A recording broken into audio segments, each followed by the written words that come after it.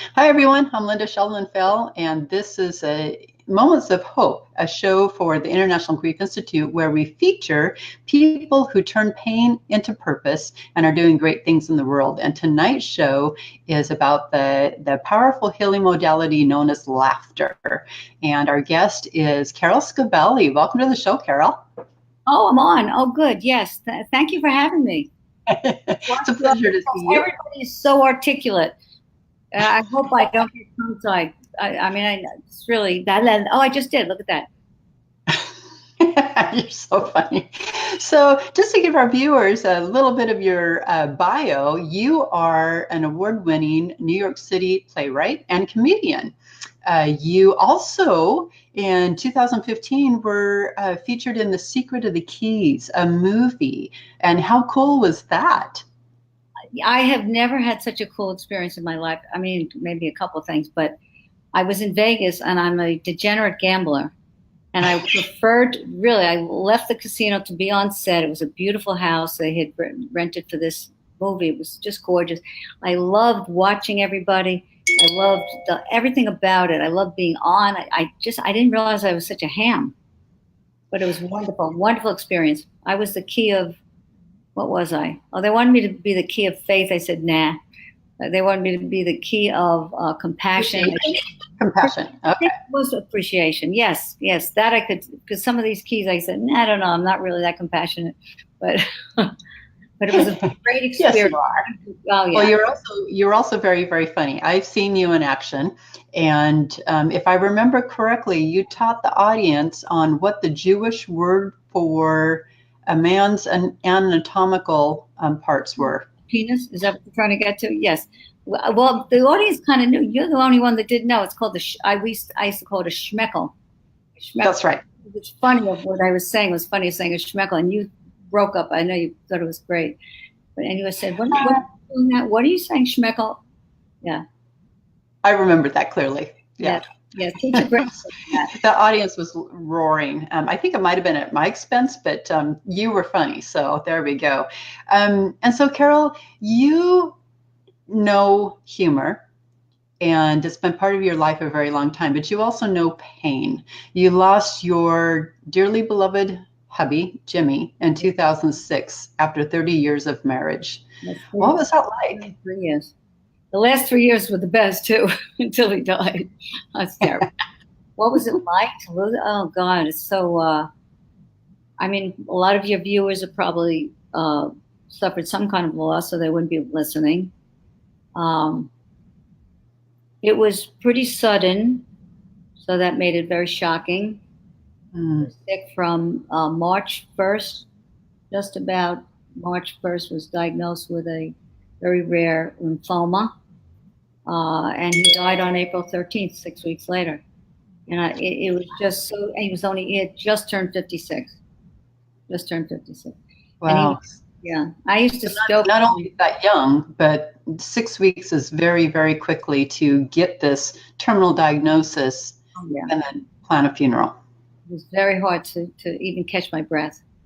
We were high school sweethearts. We had 2 children. One was 25, one was 29, my son, my daughter. It was just, my little granddaughter was 2 weeks shy of being 2. So we were at a very good phase of our life. We were really enjoying just being a little bit older, but still young enough to lay on the floor and run around with our little girl, Skylar. It was tough. It was very hard. It was very hard. And I had a bet with him. I used to say all the time, people die near their birthday. A month before, a month after. So if your birthday is July, his birthday was March 14th, died April 13th. So the danger zones, right, for March 14th birthday is the month before, which is February, the month after, because you always hear, he would have been, she would have been, she just turned. So I actually thought this. I know sounds crazy, but I actually thought when he died on April 13th, just in time for me to be right, because his birthday was March 14th. And I said, wow, I guess I can't tell him I told you so. But I never thought about that, but it's so true. We do say she almost was, or he just turned. I never thought about that. So you took your pain and penned a memoir called Poor Widow Me. Yes. And in it, you talk about both the heart-wrenching moments as well as humor. You talked about, falling asleep on the closet floor, hugging his pants. You'd go into the closet, yes, and touch his clothes. Right. Well, I actually thought, well, I didn't think he was there, but I thought he was somehow there. And his clothes, eventually I had a memorial quilt made of his pants and his shirts and all the things that I remembered him wearing. Yeah. And I gave one to my daughter, one to my son. I almost made one for myself, but I thought that might be a little tricky, having all his clothing on the couch. And if I ever met a new person who happened to be wearing the same shirt, it would be very, very peculiar. So I already have one made for my son and my daughter, so I can go over there. And cookie crumbs.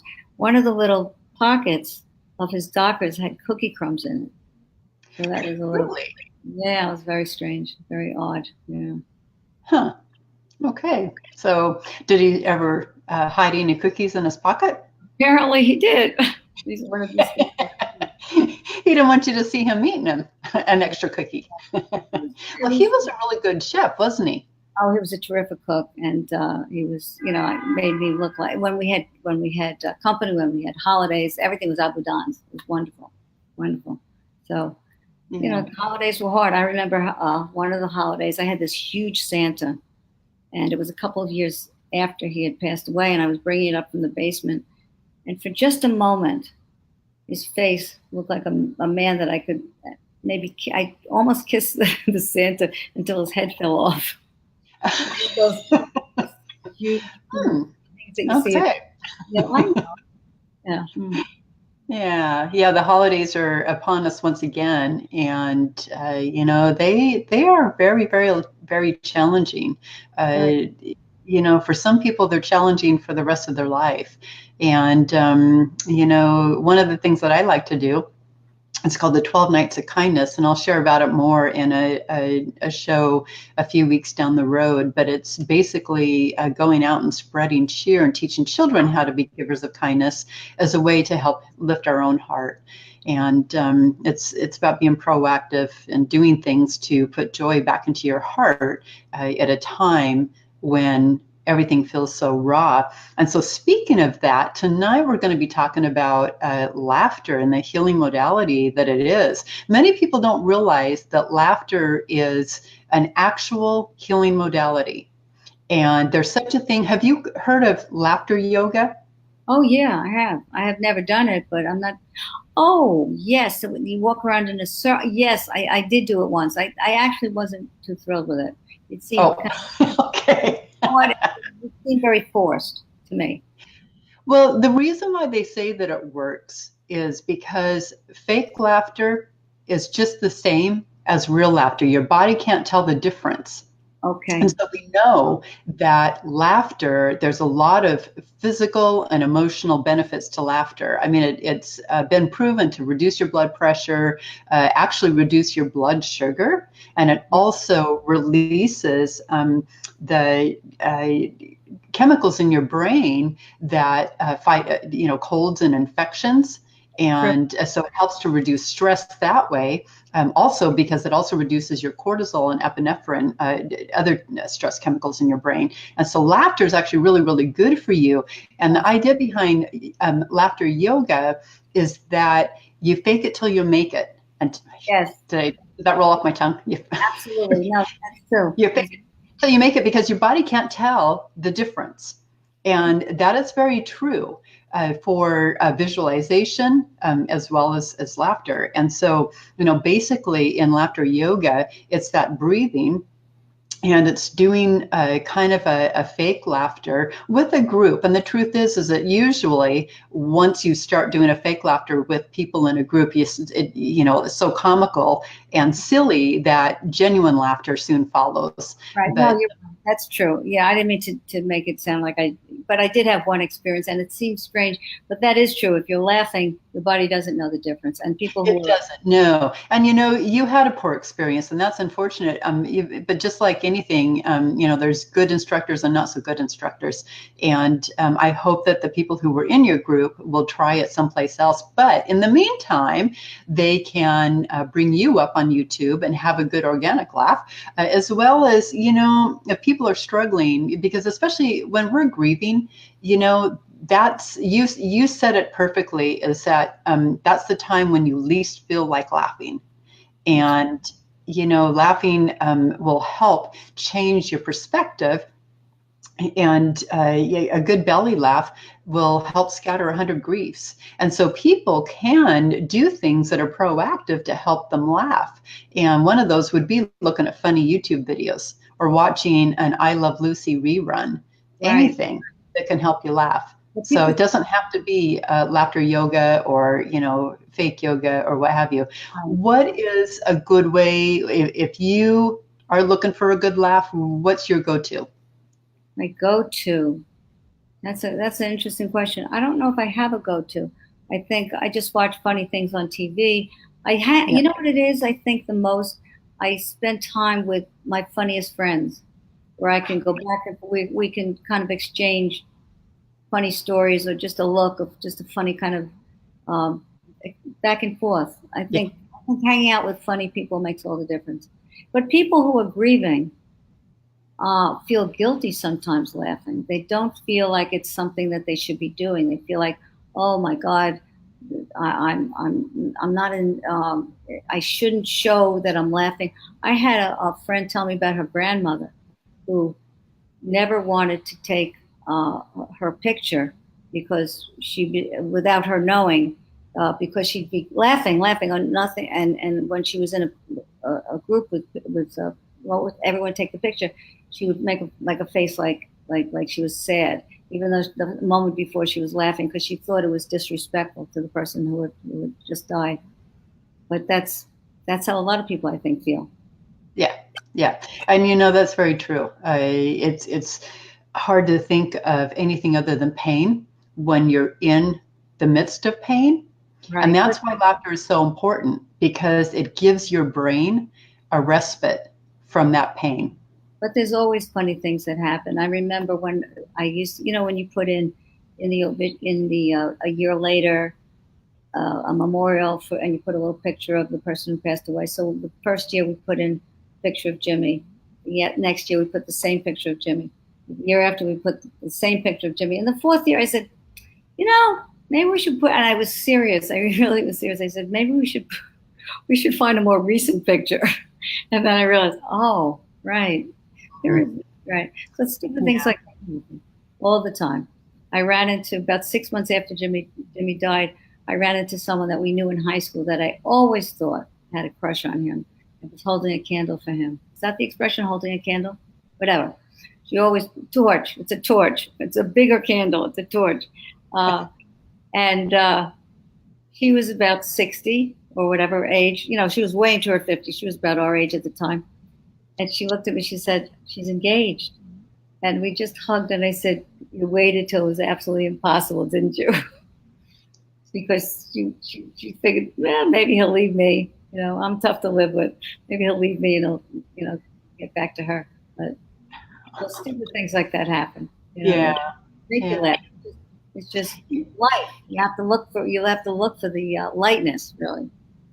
Yeah, you do. You have to look for things to laugh at. And again, be proactive in it. Who doesn't love I Love Lucy? And of course, I know, younger generations might not even know who she was. But that's what we grew up on as comedy. Sure. And the one episode of her stuffing chocolates down her bra, yes. That will make us all laugh every time. It never gets old. So, but even just going to listen to the sound of laughter, like children in a park. You can also, play a game of apples to apples with friends. That'll get you laughing. So, and laughter's not a cure for grief. There is no such thing as a cure. But again, it does offer a respite. It gives your brain just that break from the pain. And it's really, really important. But I think, how long after you lost Jimmy did you feel like you finally gave yourself permission to laugh? Because I know exactly what you're talking about. I went through the same thing after we lost Allie. It's, oh my gosh, why am I laughing? Oh, shame on me. I shouldn't be laughing. There's, my world is shattered. And yet at the same time, it's good for us. Right. I'm trying to think long. I mean, it wasn't that long because things kept happening. Even at the funeral, silly things kept happening. That I was always aware. I think I was very conscious. I mean, it's different for you with a daughter. I think that's a very different loss. But with a husband, I felt responsible for my children. I wanted them to learn to be, or to know to be resilient. I wanted to give them permission to be not constantly in that dark place. Even at the funeral, we were sitting together, of course. I was in the middle. My son and daughter were on either side of me. And my daughter was very conscious of everybody staring at us because we were in that front row, that first row, of course, that nobody really wants to be in. And I said to them, this is the only time that you don't want the best seats in the house. And they laughed. And they laughed because it was silly. And it wasn't disrespectful. But that there was a fine line. Even the title of my book, Poor Widow Me, I started to call it Widow Me, and a friend of mine who happens to be a comedian said, throw a poor in front of it. Poor Widow Me. It has more of a Elmer Fudd kind of an interesting sound. And I felt that was disrespectful. Really? Yeah, for a period of time. Until I asked a few people and they said, oh no, that's a great title. But I love it.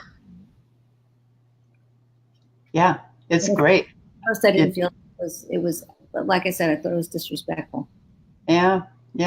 Interesting. But of course, back when we're in the raw days, things don't feel as they might otherwise, So it's been 12 years since you lost Jimmy. And I know 3 years ago, you also lost your nephew, who was almost like a Jimmy doppelganger. And Chucky had become your 1+ since losing your husband. And so how was that?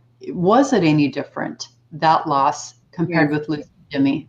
It was different I mean, it's just hard to compare. Chucky, for anyone who knew him, he had just turned 50. It was very sudden. He had pancreatitis. We were very close. He was as close to his son as I could have had. And he was very close to his uncle. So we were just, as a family. Well, with Jimmy, of course, as a husband, your whole life is unraveled. Yes. Your partner, your children's father. It's such a different feeling. And Chucky was more, he used to stay with me. We used to go places together, my +1, as you said. But there were so many memories, and I counted on him, and he looked like Jimmy, sounded like him. I mean, it was just like, he was he's irreplaceable. And not to say that Jimmy is replaceable, because he was my husband, he was the love of my life. But I have a boyfriend that I've been with for about 5 years, and he fills the slot of being a couple and being, loving someone and sharing your life. With Chuck, there's no filler. Yeah. It's like you could never have a daughter. It's just, and ironically, as much as I laugh about it, I don't think there was anything about Chucky when he died that I could find funny. And it was the first time I realized that maybe that's why people don't laugh about it. Not that I laughed so much about my husband, but just funny things just kept happening. And even my dog, I lost my dog 6 months ago. I love my little Tony. Tony Baloney. Yeah.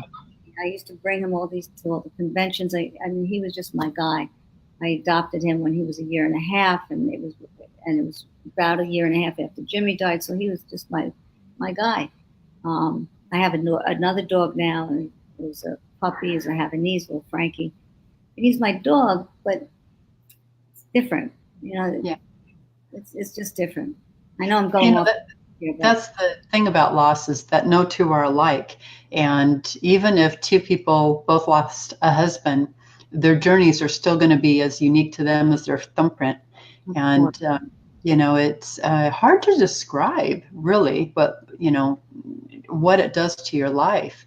And so, I remember talking to you. It was about a month after Chucky passed, and I could hear the sadness in your voice. But what I also remember is that you were feeling bad for Chucky's mom because Oh, you knew what she faced. You knew the journey that laid ahead. And I think that's one of the hardest parts is that when someone who is in those first few days and weeks of losing someone they love, and those of us who have been on the journey for a while, for us, it's a bit of a cringe, like, oh my gosh, I know what they face ahead. They can't possibly know that joy and beauty will come back into the world. right. Life 2.0 will be different, That's but right. it will also be beautiful. You've got your boyfriend, Mickey, and he doesn't replace your husband, Jimmy, but he does bring joy to your world. Right, of course. And that makes all the difference. And, and he lost his wife when he was very young. He had two daughters who were 5 and 3. So he Oh, understands my that goodness. also. So that's very helpful. We talk about each other's spouses. It's not like it's off limits at all. So I think it's very healthy. I think you're right. There's an understanding there of the heart. You've both been through it, and I think the thing that people need to know as well is that you know um, you can have joy at the same time as sorrow, and you Absolutely. will love, when you with a spouse, if you open your heart to the idea of having a companion at some point down the road, you discover that your heart can love again. It's just different. Right. It's just different. And it's all about resilience, really. Becoming Yeah. People can have the same experience, and some people can be really destroyed by it. Other people, they just pick themselves up, and they realize there's life out there. You just have to live. A funny story about Chucky, to combine Chucky and Jimmy in a story. Uh, it was maybe 3 months after Jimmy died, and Chuck would spend a lot of time, at the house, and he was looking at one of the chairs, and he put his hand on the chair and said, "Oh, this is where Uncle Jimmy sat. He sat in this chair. I couldn't pass the chair without him expecting me to give him a back rub. Give me a back rub, Chuck. Chuck, right here, right here." And he said, I didn't always want to do it, and he was so demanding. And now, if I could do it one more time. And I looked at him, and I looked at him, and I said, I know how you feel, Chuck. I feel the same way about the blowjobs." Oh, Whoa. You said Carol. that's exactly what happened. And that's exactly what he did. He did cringe. He said, "Oh no." Oh my But gosh. I know. Oh. But those It's funny. It's funny. Not gonna lie. It's funny. It's making me laugh, making me blush a little bit, but making me laugh too. And it was the one-liner that Chucky needed at that moment. I guess so. I guess so. He never let me forget that. He said, "Oh my God, I don't want to hear this," because you're like a son. So speaking of one-liners, don't mean to put you on the spot, but I'm going to put you on the spot anyway. So, you have any good one-liners for our viewers tonight? Let's see, one-liners. Well, I remember saying to somebody at one point, I'm never going to meet anyone who's going to look at me physically the way Jimmy did, because he got married in 1972. And this is not a one-liner. Wait a minute. But I'm getting to the one line. The one line is funny, but it's not a one-liner. You're right. He'll never look at me the same way, because I think Jimmy has locked in his head how I looked in a bathing suit in 1972. I used to turn heads in a bathing suit. Now I turn stomachs. Very hard getting out there in the real world after that. It's cute though, and I think that you're right. When we marry our dearly beloved, we still tend to see them through those youthful eyes. At least I do my husband. So How long are you married? How long are you married? over 25 years. There you go. You made the 25-year mark. That's a big one. So I'm too old to be married 25 years anymore. He's a keeper. You met him. He's a keeper. Yes, he is. He's adorable. He's adorable. He is. He's adorable. Yeah. And when he lost his speech in a stroke, I used to tease him, well, you really didn't talk a lot anyway, honey. And when I would say that, people would look at me horrified, like, oh my gosh, how insensitive. But it was a joke between us, because he was quiet, unless it was just the two of us or just him and our family. Then he'd be funny. He's pretty good at one-liners. And so it was a good-natured tease between us. So, but people look at me like, gosh, what's this woman doing? So I have a joke for you. What's the difference between ignorance and apathy? Ignorance and apathy. I don't know. I don't know, and I don't care. Oh, that's great. Very good. You're humoring me. I know, because I'm not a comedian. You are. So how about did you hear about the semicolon who broke the law? The what? Did you hear about the semicolon who broke the law? Semicolon who broke the what? You have a little bit of an accent there. Oh, maybe I do. The semicolon who broke the law. Law. Broke the law. Oh, no. He was given 2 sentences. Oh, God. Where do you get these things from? The internet. Oh, there you go. Yeah. My kids will be the first to tell you that I'm not funny. Those are grown. You're not funny, but you're so amazing to talk to, because all the things you've done after losing your daughter, I think it's just incredible. I mean, you just look in the mirror and say, I'm pretty okay. I admire you. I'm glad that we met each other. I think what you do for the grieving community is priceless, really.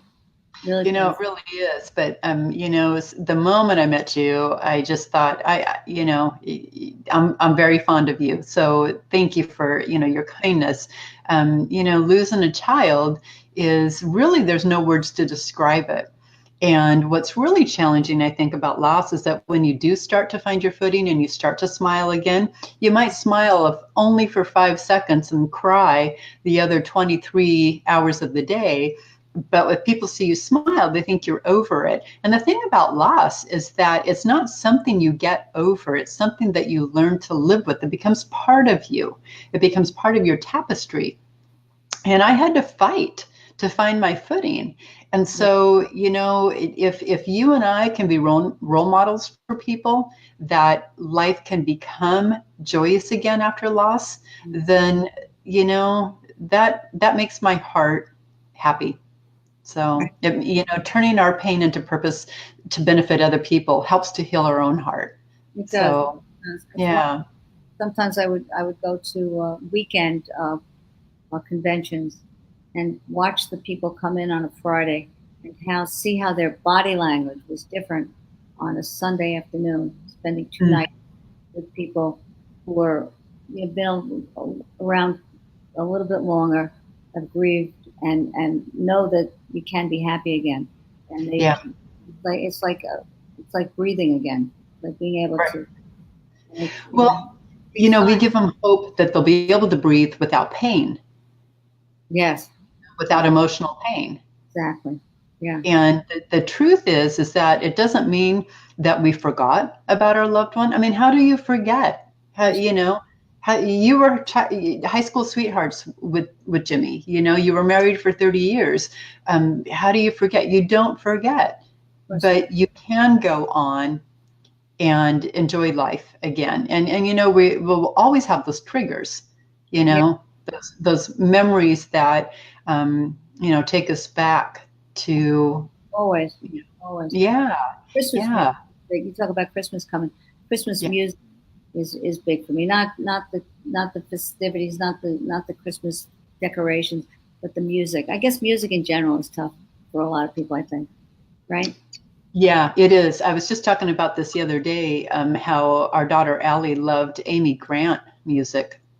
Oh. And there is an Amy Grant album in particular that Allie listened to over the holidays. And oh my gosh, I had those songs memorized because she listened to them so much. Mm-hmm. And I loved them as well. And it's been 9 years since we lost Allie, and that remains the one thing that I can't listen to. Right. So, Yeah. And so, we all have our triggers that we can cope with and some that we can't. And the ones that we can't, we learn to just let that wave of pain, flow over us and know that it will ebb because it always does. It's kind of like storm clouds.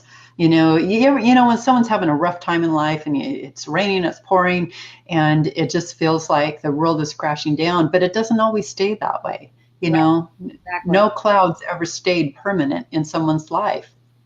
And so you just kind of hold on until, the sun comes out again. Yeah, you're right. Because it does. Of course it does. If you're going to break into song, the sun will come out tomorrow.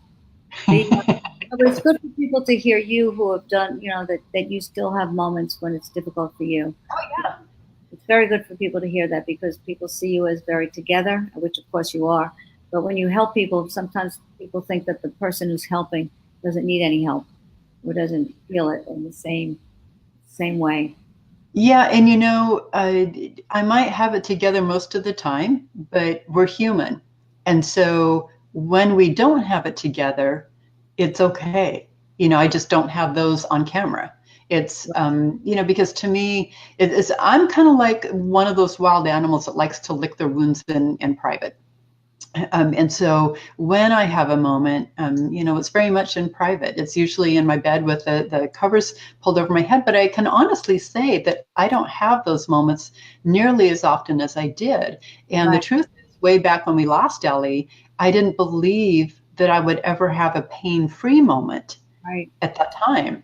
And now, 90% of the time, my world, I feel very blessed and grateful for, the beauty and joy that I do have in my world. So, I might have it together, but just like anyone else, I don't have it together all the time.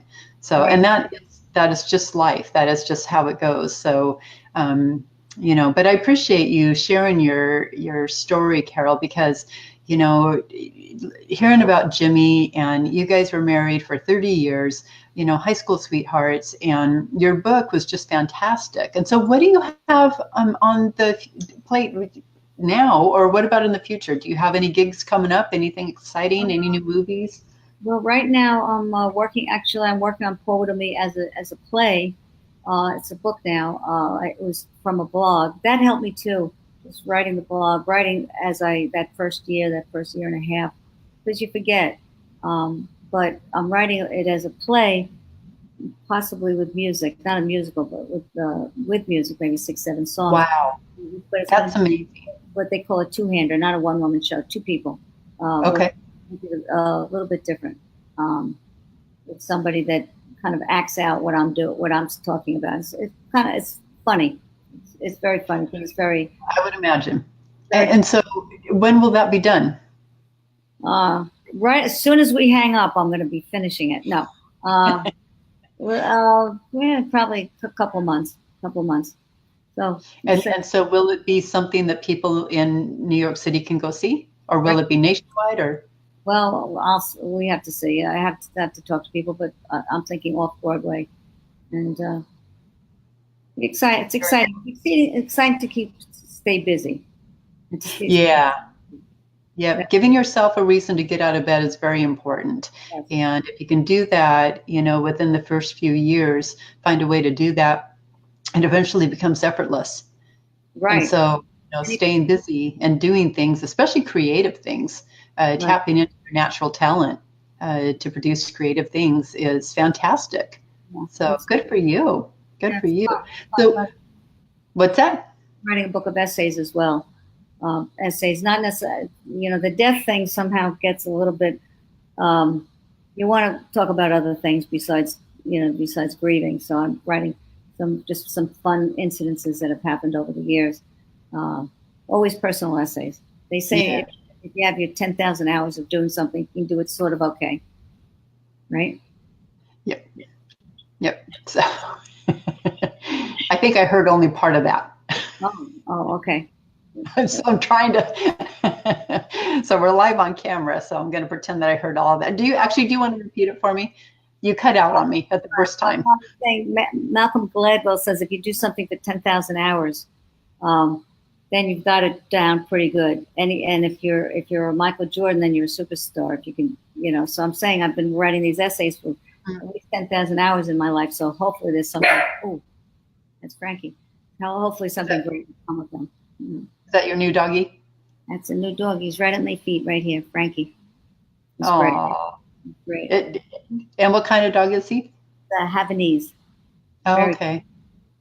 Should I show him to the crowd? You want to come up and see everybody, Frank? No, he's just laying on my feet. He doesn't want to get up. Wait a second.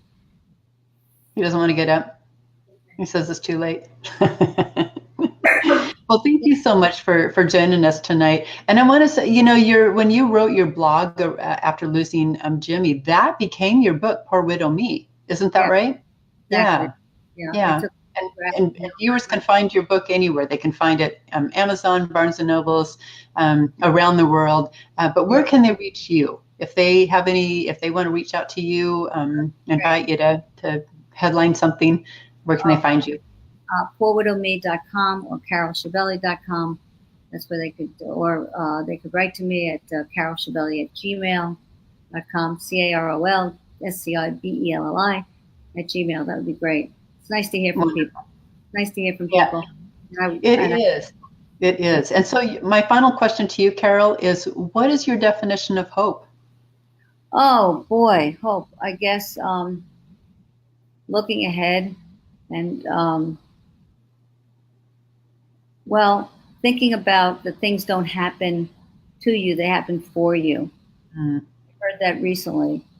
And that things are meant to happen.